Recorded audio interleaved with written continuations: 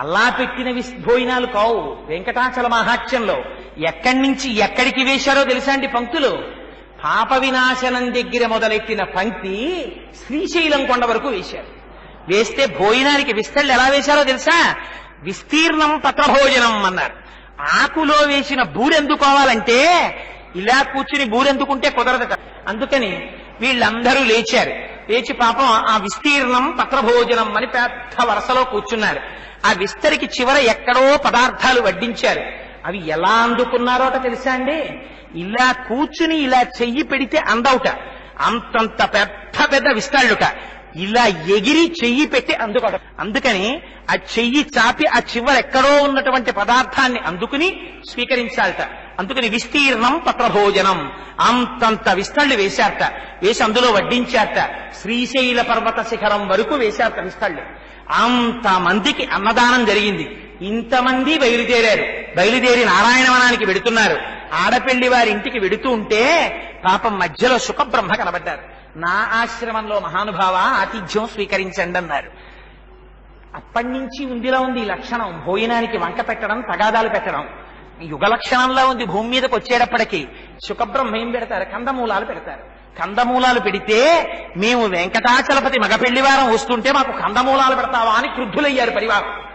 క్రుద్ధులైతే మహర్షి పెట్టిన కందమూలములు తిని సంతోషించడం అని క్రుద్ధులవుతారా అని శ్రీనివాసుడు ఒక్కసారి సంకల్పం చేశారు.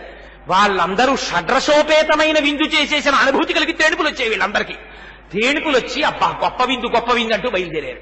నారాయణవనానికి వెళ్ళారు. వెళ్ళిన తరువాత లక్ష్మీదేవి వస్తే తప్ప కళ లేదు. ఎందుకని? పూర్ణాంశతో అమ్మవారు రావాలి. అందుకని అడిగాడు శ్రీనివాసుడు.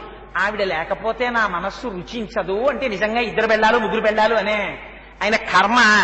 ఎందుకంతమంది పెళ్ళాలి ఆయనకి? అంతమంది పెళ్ళాలని కాదు, అవన్నీ అంశాలంతే. వేదము చేత ప్రతిపాదింపబడినవాడు ఆయనే. వేదవేద్యే పరేపుంసి జాతే దశరథాత్మజే వేద ప్రచేత సాదాసి సాక్షాత్ రామాయణాత్మన. వేదమాతకు ఆధారమైన వాడు ఆయనే. వేదము చేత ప్రతిపాదింపబడినవాడు ఆయనే. స్త్రీ చేత ఆకర్షింపబడినవాడు ఆయనే. స్త్రీకి పతి అయిన వాడు ఆయనే. ఇవి అన్నిటా ఉన్న స్వరూపాలు. మూలమూర్తి అయిన లక్ష్మి రావాలన్నారు. సూర్యనారాయణమూర్తి వెళ్లారు. కొల్హాపురం నుంచి అమ్మవారిని తీసుకొచ్చారు. పార్వతీదేవి, సరస్వతీదేవి, లక్ష్మీదేవి కలిసి శ్రీనివాసుడికి తలకి నూనె పెట్టి మంగళ స్నానం చేయించారు. పద్మావతి శ్రీనివాసులిద్దరినీ పరిణయ వేదిక మీద కూర్చోపెట్టారు. కూర్చోపెట్టిన తరువాత సాక్షాత్తుగా శుకబ్రహ్మ పౌరోహిత్యం చేశారు. పౌరోహిత్యం చేసి స్వామి రావడానికి అవతారమునకు ప్రధానమైన కారణములలో 2 కారణములు తీరిపోతున్నాయి. వకుళమాత పరమానందంగా కొడుకు పెళ్లి చూస్తోంది. తాను ఎవరికి ప్రమాణం చేశారో ఆ వేదవతిని తన భార్యగా స్వీకరిస్తున్నారు. పద్మావతీదేవి యొక్క మెడలో 3 ముళ్ళు వేశారు. ఆకాశరాజు గారు మామగారు అయ్యారు. పొంగిపోయారు. ఆనాడు బ్రహ్మగారు ఆకాశ మాధవుడికి ఇచ్చినటువంటి వరం నెరవేరింది. ఇన్ని రకాలుగా పద్మావతి శ్రీనివాసుల పరిణయం భూలోకంలో శోభిల్లింది. ఆ పద్మావతి శ్రీనివాసుడు కొండ ఎక్కకూడదు కనుక పెళ్ళైన 6 నెలలు కిందనే అక్కడే ఆ అగస్త్య మహర్షి యొక్క ఆశ్రమానికి దగ్గరలో ఉండిపోయారు. 6 నెలలు తిరుమల క్షేత్రానికి దగ్గరలో ఉండిపోయారు. కాబట్టి అదే కళ్యాణ శ్రీనివాస క్షేత్రంగా పరిణమించింది. అదే ఇప్పటికీ మనం కళ్యాణ శ్రీనివాసం అని శ్రీనివాస మంగాపురం అని పిలుస్తారు. అక్కడికి వెడతాం. 6 నెలలు వివాహమూర్తులైన తరువాత అక్కడ ఉన్నారు. 6 నెలల తర్వాత కొండ మీదకి ఎక్కారు. ఈ రకంగా మొత్తం అందరూ తృప్తి పడేటప్పుడు అనఘ ఆదిలక్ష్మి అయిన రుక్మిణితోడ క్రీడ సల్పుచున్న కృష్ణు చూచి పట్టణంబులోని ప్రజలుల్లసిల్లిరి ప్రీతులగుచు ముక్త భీతులగుచు అంటారు పోతన గారు. పద్మావతి శ్రీనివాసులు ఒకటై ఒక పీఠం మీద చేరి మనకి తల్లిదండ్రులై వాళ్ళిద్దరూ కూర్చుంటే మనకి ఇంకా ఏమీ లోటు? మనకేమీ లోటు లేదు. మనం ఇంత చెప్పుకొని స్వామి నువ్వు ఆనందముగా హాయిగా ఉందువుగాక అని మంగళం చెప్తుంటే నువ్వు ఎలా ఉంటే మాకేమిటని లేచిపోతావా? అనం. ఆ రక్ష కోసం ఆశీర్వచనం కోసం కూర్చుంటాం. అందుకని మంగళాశాసనం అయిపోయే వరకు లేవకూడదు. అదిగో ఆనాడు ఆ పద్మావతి శ్రీనివాసుల పరిణయానంతరం వాళ్ళిద్దరూ స్వామి 7 కొండల మీదకి ఎలా చేరాడో ఆనంద నిలయ విమానాన్ని ఎప్పుడు కట్టారో, ఆ గుడిలోకి ఎలా చేరారో, అక్కడ ఉండేటటువంటి మూర్తి ఏకబేరమూర్తిగా ఎందుకుంటుందో, ఎందుకు అభయముద్ర వరదముద్ర పడుతుందో, కటిహస్తాన్ని తీసుకెళ్లి నడుం మీద ఎందుకు పెట్టుకుంటారో, దానికి సంబంధించినటువంటి రహస్యాల్ని కొన్నింటిని పరమాత్మ పలికించినంత మేర విజ్ఞాపన చేస్తాను. కలియుగంలో అలా నిలబడవలసి వచ్చిందో దానికి సంబంధించినటువంటి తత్వాన్ని ఒక్క పావు గంట విజ్ఞాపన చేస్తాను. దాని గురించి అంటారు, పద్మాసనస్థయో పద్మావతీ దేవి నిజవక్షమందున నిలుపుకొనుచు జనులకు తన చరణములే గతియని దక్షిణకరము పాదములు చూప తన పాదములు నమ్మిన భక్తులకు ఈ భవాంబోది కటిదగ్నమగునటనుచు వామహస్తంబు కటిభాగంబుపై నుంచి చూపరులకు సంకేతించుచుండ అని స్వామి ఆ నిలబడ్డంలో పద్మాసనస్థయో పద్మావతీ దేవి నిజవక్షమందున నిలుపుకొనుచు, అయ్యా ఏకబేరమూర్తి అయి ఉంటాడు. వెంకటాచలంలో ఉన్నటువంటి వెంకటేశ్వర స్వామి పక్కన శ్రీదేవి భూదేవి సహితుడై ఉండడు. ప్రకటంగా ఉండక్కర్లేదు. సర్వేశ్వరుడు సర్వకాలముల యందు శక్తి సమన్వితుడయ్యే ఉంటాడు. నేను తలుచుకున్న మరుక్షణం, నేనిలా నా కంటితో చూసిన మరుక్షణం మీరు కోరుకున్న కోరికలన్నింటినీ ఈడేర్చగలను. ఎందుకు ఈడేరుస్తాను? మీరు నా కొండ మీద అడుగు పెట్టగానే మీ పాపరాశి ధ్వంసం అయిపోయింది. ఇంకా మీరు నా వారు, నేను మీ వాడిని. అందుకే మీకు ఏ కోరికలున్నా నేను ఆ కోరిక తీర్చేస్తాను. ఆ కోరిక తీర్చడానికి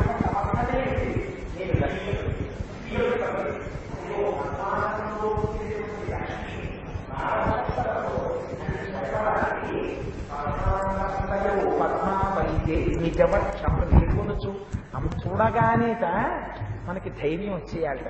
ఇంకా అమ్మ కాళ్ళు పట్టయ్య కాళ్ళు పట్టక్కర్లేదు, ఆయన గుండెల్లో అమ్ముంది. ఏమిటో తెలుసా అండి దాని రహస్యం? ఎవడైనా చాలా పెంకితనంగా ప్రవర్తించాడు అనుకోండి, ఏమండి అలా ప్రవర్తించాడు, ఆయనకి గుండెలు లేవు అంటారు. లేకపోతే అన్న ఆయనకి దయలేదు అంటారు. దయలేదు అన్నప్పుడు ఇక్కడ చూపించడం ఎందుకు?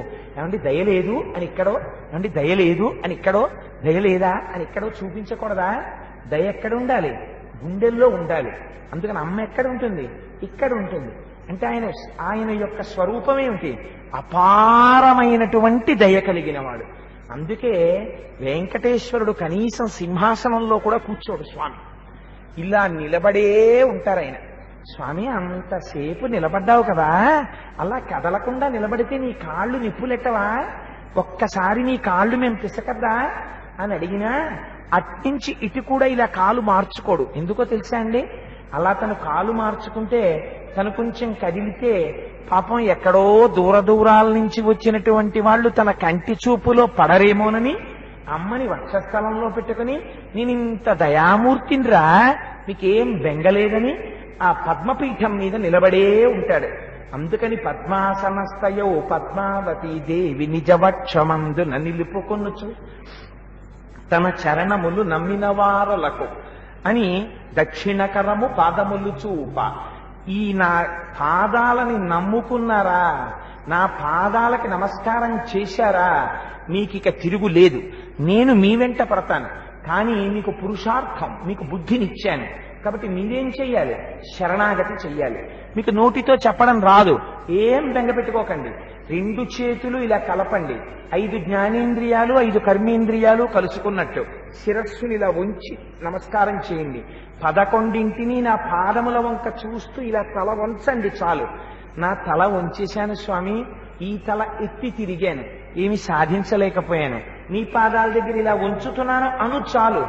ఉంచావా, వచ్చి కౌగిలించుకుంటాను, నిన్ను నా వస్తువుని చేసుకుంటాను, నిన్ను రక్షించుకుంటానని. అందుకనిట జనులకు తన చరణములే గతియని దక్షిణక రము పాదములు చూప. ఇలా చూసి నడవకురా, ఇలా చూడు.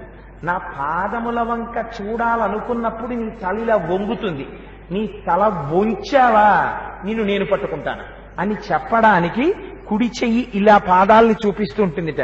తన పాదములు నమ్మిన భక్తులకు ఈ భవాంబోధి కటిదగ్నమగునటంచు. ఎవరు ఆయన పాదాలు నమ్ముకుని ఆయన పాదాలు కనపడగానే ఇలా శిరస్సు ఉంచి నమస్కరిస్తున్నారో వాళ్ళకి ఈ సంసారము కేవలం నడుములోతు మాత్రమే వస్తుంది. వాళ్ళని సంసారం ఏం చెయ్యదు. అంటే సంసారంలో బాధలు రావు, కష్టాలు రావు, అందులో తాదాత్మత చెందిపోయేటటువంటి బెంగుండదు. నేను ఆదుకుంటాను, నేను హత్తుకుంటాను, నీకేం బెంగలేదు, నిన్ను సర్వకాలముల యందు నేను కాపాడతాను అని చెప్పడానికి ఆ వామహస్తంబు కటిభాగముపై నుంచి చూపరులకు సంకేతించుచుండ. అందుకని ఎడమ చెయ్యి తీసుకెళ్లి ఇలా పెట్టుకుంటారు స్వామి. ఈ ఎడమ చెయ్యి చూస్తే మనకొక పెద్ద అభయం. ఇంకా నాకెందుకు భయం? అదిగో ఆయన పాదాలు నమ్మాను, తల వంచేశాను, నమస్కారం చేశాను, ఇంకా నాకు సంసారం ఇక్కడ వరకే, ఆయనే నన్ను కాపాడుకుంటాడు అని చెప్పడానికి సంకేతించుచుండ. పరమ పావనమైన శేష పర్వతము మీద అలరు ఆనంద నిలయమందున నిలిచి దివ్యమంగళ విగ్రహుండవ్యయుండు భక్త వరదుండు శ్రీ వెంకటేశ్వరుడు వేట్ట. అందుకని మహానుభావుడు పరమ పావనమైన శేష పర్వతము మీద, శేషుడంటే భక్తికి ప్రధానం, ఎవరు భక్తితో తల ఉంచుతున్నారో వాళ్ళని నేను హత్తుకుంటానని చెప్పడానికి శేషపర్వతం మీద నిలబడి పరమ పావనమైన ఆనంద నిలయమందు, ఆ ఆనంద నిలయ విమానం కింద నిలబడతాడు. ఎందుకని? ఆయనకేం తెలుసు? ఆనందం ఇవ్వడం తప్ప వేరొకటి తెలియనివాడు, వేరొకడిని కష్టపెట్టడం చేతకానివాడు, వేరొకడిని దుఃఖ పెట్టడం చేతకానివాడు. దెబ్బలన్నీ తను తింటాడు, కష్టాలన్నీ తను తీసుకుంటాడు, తను అలా నిలబడతాడు. ఒక్క అరగంట ఏకాంత సేవ. పడుకో స్వామి అంటారు, జోచ్యుతానంద జోజో ముకుంద అంటారు. తలుపులేస్తారు, రాజద్వారం మూస్తారు, ఇలా బయటికి ఎడతారు. ఇలా మాగన్ను పడుతుందో పట్టదో వెంటనే కౌసల్యా సుప్రజా రామ పూర్వా సంధ్యా ప్రవర్తతే అంటారు. పాపం మళ్ళీ కళ్ళు తెరిచి అయ్యో పాపం కాకినాడ నుంచి వాడొచ్చాడో, విశాఖపట్నం నుంచి వీడొచ్చాడో అని మళ్ళీ గభాన మళ్ళీ పద్మపీఠం ఎక్కి ఇలా నిలబడతాడు. అందరికీ ఇంతే. అరగంట నించోండి చూస్తాను ఇలాగా, ఇలా పెట్టుకుని. ఎంత కష్టం! ఒక్కనాడ చెయ్యి కదిపాడా, ఒక్కనాడ కాలు కదిపాడా? అలా కదిపేస్తే వాళ్ళకి నేను చెప్పవలసింది చెప్పలేకపోతానని అలరు ఆనంద నిలయమందున నిలిచి దివ్యమంగళ విగ్రహుండవ్యయుండు. ఆ నిలబడ్డం కూడా చూడగానే భయ ఏడు బాబా ఆయన చూస్తే కడుపులో దిక్కుతోందనేటట్టు ఉండకూడదు. ఆ విగ్రహం దివ్యమంగళ విగ్రహుండవ్యయుండు. చూస్తే చాలు కడుపు నిండిపోతుంది. అమ్మని చూస్తే ఏమనిపిస్తుంది? అమ్మ అందం ఏమిటి? అమ్మ అందం. అమ్మని చూడగానే అబ్బా అమ్మా నిన్ను చూసేటప్పటికి ఎంత సంతోషంగా ఉందో అమ్మా, నా బాధ మరిచిపోయానమ్మా అంటాడు. అమ్మ చేతి అన్నం తింటే ఆనందం, అమ్మని చూస్తే ఆనందం, అమ్మ చెయ్యేస్తే ఆనందం, అమ్మ బుగ్గలు తడివితే ఆనందం, అమ్మే ఆనందం. అలా మాతృస్వరూపం కలిగినటువంటి వాడై అలరు ఆనంద నిలయమందునను నిలిచి దివ్యమంగళ విగ్రహుండవ్యయుండు అని ఆయన మహానుభావుడు భక్త వరదుండు శ్రీ వెంకటేశ్వరుడు వేట్క. భక్తుల యొక్క కోరికలన్నీ వాళ్ళు నోరి విప్పి చెప్పక్కర్లేదుట. అందుకే ఆయన కళ్ళకి ఊర్ధపుడ్రాలు ఇక్కడ వరకు పెట్టేసుంటాయి. ఏమిటో తెలుసా అండి దాంట్లో రహస్యం? వెంకటేశ్వర స్వామి వారు మీ లోపల మనస్సుని చూస్తారు. ఆయనకి మనస్సు తెలియకుండా ఉంటుందా? మీరు ఆయన దగ్గరికి వెళ్ళి ఏమీ చెప్పక్కర్లేదు. రాముల వారి మేడలోకి మీరు వెళ్ళగానే మీ మనస్సులో ఉన్న కోరిక ఏమిటో ఆయన పసిగట్టేస్తారు. మీరు చెయ్యవలసింది ఇంతే. ఒక్కసారి ఇలా అన్నారా పాదాల వంక చూసి హత్తేసుకుంటాడంతే. ఏమంటే ఒక్కటి చెప్పండి, ఎన్ని వేల మందికి, ఎన్ని లక్షల మందికి, ఎన్ని కోట్ల మందికి ప్రాణభిక్ష పెట్టాడో, ఎందరికి కోరికలు తీర్చాడో, ఎంతమంది ఆడవాళ్ళకి తాళిబొట్టు భాగ్యం నిలబెట్టాడో, ఎంతమంది పురుషులు హాస్పిటళ్లలో పడిపోయిన వాళ్ళని ఇంటికి పంపించాడో, ఎంతమంది భ్రష్టులైతే ఐశ్వర్యం ఇచ్చాడో, ఎంతమందికి వాక్కునిచ్చాడో, ఎంతమందికి ఆరోగ్యం ఇచ్చాడో, రాత్రి లేదు పగలు లేదు, లేకపోతే ఇవాళ అంతమంది ఎందుకు వెంకటాచలం చుట్టూ పరిగెడుతున్నారు? ఆ క్షేత్రం యొక్క వైభవం అటువంటిది. అందుకే అంటారు, ఎక్కడ చూసినా గోవిందనామంబు గొంతెత్తి పాడుచో కొండలెక్కడి భక్తుల గుంపులొకట. ఎక్కడ చూసినా ఎవరి నోట విన్నా ఉసే అని పెళ్ళాన్ని పిలవడు, ఉరే అని కొడుకుని పిలవడు. గోవింద గోవింద గోవింద, ఏడుకొండలవాడ గోవింద, వెంకటరమణ గోవింద, పాపనాశక గోవింద, గరుడవాహన గోవింద. ఎక్కడ చూడండి, క్యూల్లో చూడండి, కళ్యాణకట్టలో చూడండి, ప్రసాదాల కౌంటర్ల దగ్గర చూడండి, తిరువీధుల్లో చూడండి, మాడవీధుల్లో చూడండి, కొండ మీద చూడండి, కొండ కింద చూడండి, ఎక్కడ చూసినా గోవిందనామం బొగొంతెత్తి పాడుచు కొండలెక్కడి భక్తుల గుంపులొకట. అందరూ భక్తులు గోవింద గోవింద గోవింద అన్నీ మరిచిపోయి కొండలెక్కేవాళ్లే. అన్నింటికన్నా చిత్రం తల తీసి ఇత్తుమా ఇలవేలు పంచును తల వెంట్రుకలనిచ్చు ధన్యులొకట. ఎంతటి వాడు కూడా ఎంత అవతలవాడు అధికారం ఉండనివ్వండి, ఒరే నా దగ్గరికి వచ్చి తలనీలాలు తీయించేసుకుంటే నీ కోరిక తీరుస్తాను రా అన్నాడు అనుకోండి, అప్లికేషన్కి తలనీలాలు తీసుకొచ్చేవాడు ఉంటాడా? కానీ సర్వేశ్వరుడి దగ్గరికి వెళితే మాత్రం తిథి లేదు, వారం లేదు, పగలు లేదు, రాత్రి లేదు, శుక్రవారం లేదు, మంగళవారం లేదు, ఆడవాళ్లు లేరు, మగవాళ్లు లేరు. ఆ తల్లికి ఏ కోరిక తీరిందో ఆవిడ కూడా 3 కత్తెరలు ఇచ్చేస్తుంటుంది. ఆ కళ్యాణ కట్ట వెంట నిలబడి క్యూల్లో నిలబడి వెళ్లి శిరస్సు ఉంచేసి తలనీలాలు తీసేస్తుంటే అమ్మయ్యా నా జన్మ ధన్యమైపోయింది, దిక్కుమాలిన అహంకారం వదిలేశాను స్వామి పాదాల దగ్గరని బెంగ పెట్టుకుని ఎక్కుతారమ్మ. తలనీలాలు తీయించుకోవాలండి, ఖాళీ ఉందా కళ్యాణ కట్ట, తలనీలాలు తీయించేస్తానని పరిగెడతారు ఆయన చుట్టూ. తల తీసి ఇత్తుమా ఇలవేలు పంచును తల వెంట్రుకలనిచ్చు ధన్యులొకట. ఇంకా మీరు ఆనంద నిలయం దగ్గరికి వెళ్ళారనుకోండి, ఆ బయటికి వెళ్ళి రహదారుల దగ్గర నిలబడ్డారనుకోండి, బయటికి వచ్చేవాళ్ళు స్వామి దర్శనము చేసి ఆనందమాగక పరవశులగు పుణ్య పురుషులొకట. ఆ బయటికి వచ్చి హే నువ్వు చూసావా ఇవాళే ఆ హస్తానికి ఎన్ని బాబోయ్ వజ్రాలు వైడూర్యాలు పెట్టేశారో మెరిసిపోతోందని ఒక ఆవిడ అంటుంది. అలాగా చెయ్యి చూడలేదే నేను, కానీ కిరీటం చూశాను, అయ్యి బాబోయ్ ఆ కిరీటం అయితే అంతెత్తుంది అని ఒక ఆవిడ ఉంటుంది. ఇంకొక ఆయన పక్క ఆయన్ని పిలిచి ఏమండి స్వామివారి ఎంత ఎత్తుంటారు అని ఒక ఆవిడ అడుగుతుంది. ఏమండి స్వామివారి పాదాల మీద తులసి అంటారా, అంత పూజ చేసేశారు అని ఒక ఆవిడ ఉంటుంది. అంతేకాని ఒక్కళ్ళని మీరు నాకు చూపించండి, ఏదో చూశాం కానీ విసుగొచ్చేసిందండి బాబా ఆయన్ని చూస్తేను అన్నవాళ్ళు ఉంటారా? చెయ్యి చూసి మురిసిపోయేవాడు ఒకడు, వేలు చూసి మురిసిపోయేవాడు ఒకడు. ఎవరినైనా చూస్తే అబ్బా ఆయన బాగున్నారండి అంటారు, ఆవిడ బాగున్నారండి అంటారు. అంతేకాని వేలు చూసి మురిసిపోయేవాళ్ళు, గోళ్లు చూసి మురిసిపోయేవాళ్ళు, తల చూసి మురిసిపోయేవాళ్ళు, ముక్కు చూసి మురిసిపోయేవాళ్ళు, మూతి చూసి మురిసిపోయేవాళ్ళు, ఆ వైభవం చూసి మురిసిపోయేవాళ్ళు, కాంతి చూసి మురిసిపోయేవాళ్ళు, 1కి 30 సార్లు టికెట్ కొనుక్కుని ఆయన వెంట తిరిగి పరిగెత్తి దర్శనం చేసి ఆనందమాగక పొంగిపోయి బయటికి వచ్చి మళ్ళీ మళ్ళీ అబ్బా ఏమి స్వామి ఏమి స్వామి ఏమి స్వామి అని ఆయన గురించి చెప్పుకుని పరవశించిపోతాడు. ఇది ఆయన సౌందర్యానికి ఉన్నటువంటి గొప్ప లక్షణం. అందుకని స్వామి దర్శనము చేసి ఆనందమాగక పరవశులకు పుణ్య పురుషులొకట. ప్రసాదం ఇస్తామంటాం, ప్రసాదం ఇస్తామంటే సాధారణంగా చాలా చోట్ల ఏం చేస్తారు, నువ్వు పట్టారా ఇంటికి అని వెళ్ళిపోతారు. వెంకటాచలంలో చూడండి ప్రసాదానికి పెద్ద క్యూలుంటాయి. 2 లడ్లు దొరకనివ్వండి, 4 లడ్లు దొరకనివ్వండి, 6 లడ్లు దొరకనివ్వండి, 25 లడ్లు దొరకనివ్వండి. ఏమండి ఇంకో 10 లడ్లు ఉన్నాయి మా దగ్గర పుచ్చుకుంటారా అన్నారు అనుకోండి, కావాలంటే ప్రయాణంలో ప్లేట్ ఇడ్లీ తినడం మానేస్తాడు, కానీ అమ్మో 10 లడ్లున్నాయా ఇచ్చేయండి అని వాడి కాటేజీకి వెళ్ళి తెచ్చుకుంటాడు. తిరుమలలో ఉన్న విచిత్రం ఏమిటో, ఆ ప్రసాదం అంటే ఎంత సంతోషమో నిజంగా. మనకి కాదండి, పరమ పల్లెటూళ్ళ నుంచి పెడతారు. ఏమీ తెలియనటువంటి భక్తులు పెట్టి కూడా తల మీద పెట్టుకుని ఏడుకొండలవాడ వెంకటరమణ గోవిందా గోవిందా అంటూ వెళ్ళిపోతారు ఆనంద నిలయంలోకి. 1-2 లడ్లు ఇస్తారు పాపం వాళ్ళకి. ఆ 2 లడ్లు పట్టుకునే వాళ్ళు ఇంత నోట్లో వేసుకోరు, ఇంటికి తెచ్చి ఆ చిన్న పూజా మందిరంలో పెట్టి పూజ చేసుకుని ఆ తిరుపతి లడ్డు వాడు వెళ్ళేది 12 ఏళ్లకు ఒక్కసారి ఎడతాడు.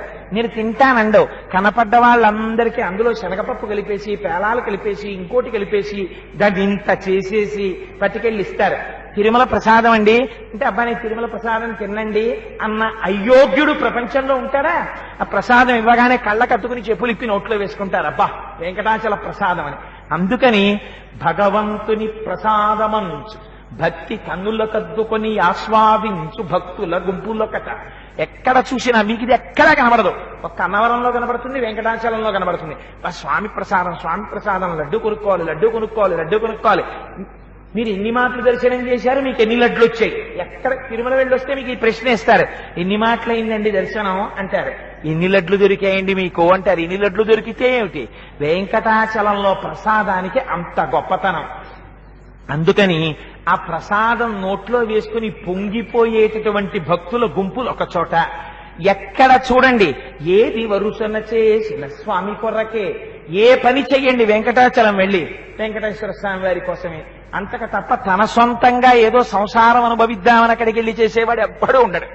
అక్కడికెళ్ళి ఉన్నంతసేపు తెల్లవారుజామున నిద్ర లేవడం అలవాటు లేనివాడు కూడా 3 గంటలకు లేచిపోయి టిక్కెట్ లేకపోయినా సుప్రభాతం వింటూ కూర్చుంటాడు బయటికి వచ్చి కాటేజీలో.